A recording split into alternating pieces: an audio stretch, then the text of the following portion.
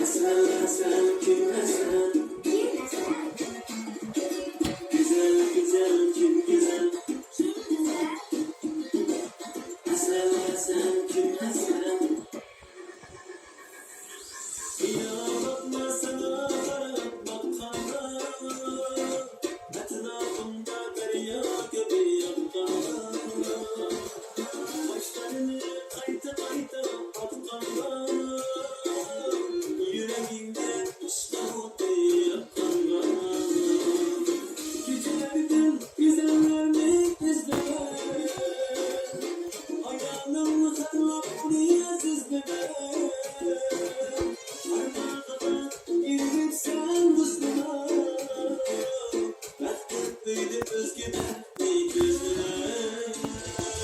Güzel güzel kim güzel, bir de ayağım güzel.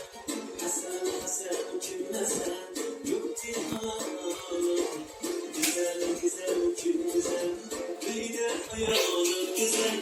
Hasan Hasan kim Hasan, yok diyelim.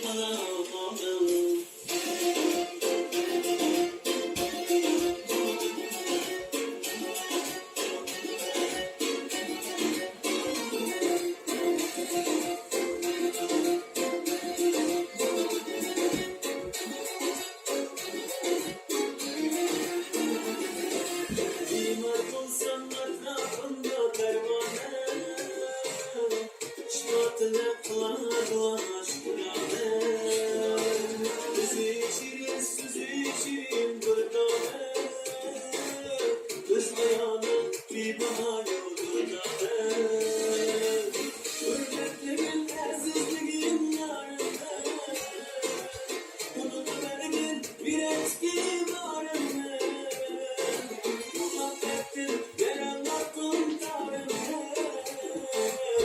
Yiğit olsan saklanılmaz.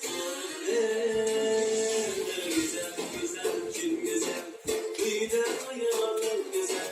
Hasan Hasan kim Hasan, yok diyelim.